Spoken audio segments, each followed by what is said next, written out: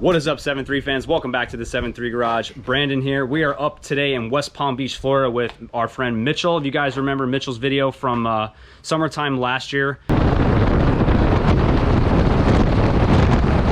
We came up here, his motor was getting torn down at the time, and now it is actually back and it's about 10 feet in front of me. So we're gonna turn the camera around and let Mitchell talk about the goodies that he's got for this engine and all the upcoming stuff within the next 3 or 4 days he's going to have going. This truck is supposed to be running by the end of this week and beginning of next week, so we will definitely be up here to see this thing back to life again. And before we end the video, we're also going to jump in and show you guys some valve train stuff while we have a cylinder head out on the workbench. So I'm going to turn the camera around and we're going to get right into this. Mitchell, here she is, buddy. It's been a long, what, 8 months now? 10 months. Jeez, you're not keeping track or anything, are you? Yeah. So motor's back on the stand. Super excited to see this. I know you have one side buttoned up, the other side is not yet. So go ahead and tell us about some things that you did to this engine and some power numbers that you're hopeful for. All right, so like I said, 10 months it's been at the shop. Yes, finally it has. got it back.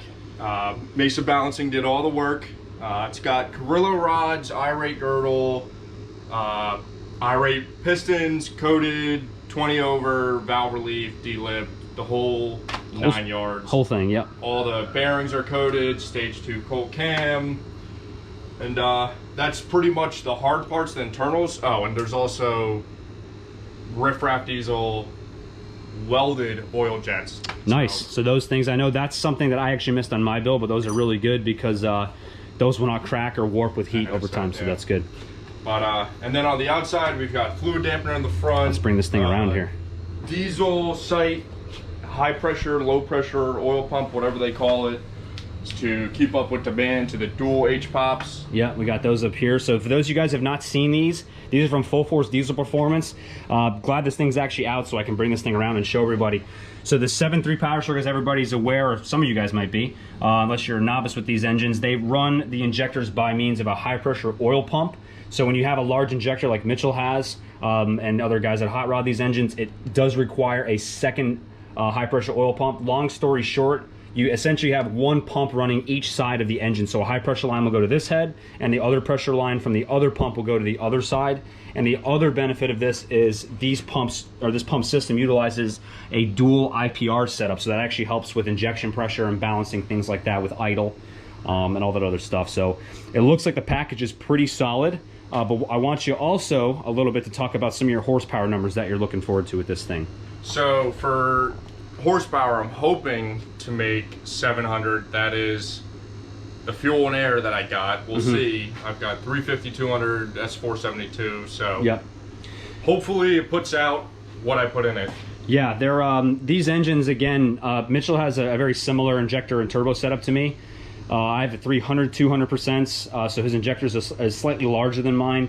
But the turbocharger and the air fuel combination should put him right around 700 horsepower. That's about the limit for these engines on fuel. That's kind of the nature of the beast. The way the injection system is, the injector technology kind of limits us. But a 700 horsepower 7.3 Powerstroke puts out around the 1,300 foot-pounds of torque, something like that. So that's monster amount of torque that's going to be going through this, out of the back of this engine into the drivetrain. So the motor does look awesome. The fellas at down at Mesa Balancing, Laz Mesa, and all those guys did my engine, and they did an excellent job again with Mitchell's motor. Very meticulous, had everything set up, and that actually will kind of transition us into the next thing here I want to discuss really fast before we finish up the video and talk about some other stuff. All right. So I want to show you guys a little bit about what he has here. These are a beehive style valve spring from Comp Springs. This is a 26056 part number. It's amazing I still know that because I had to deal with this with my engine. I had an improperly sized valve spring for my setup, which Mitchell's is basically the same as mine, which is great. So these valve springs have a higher spring rate that allow for better RPM handling. The springs currently are shimmed, which is a misconception on a lot of the Powerstroke forums and stuff. Anytime any valve spring is installed in an engine, it needs to be shimmed to the proper installed height.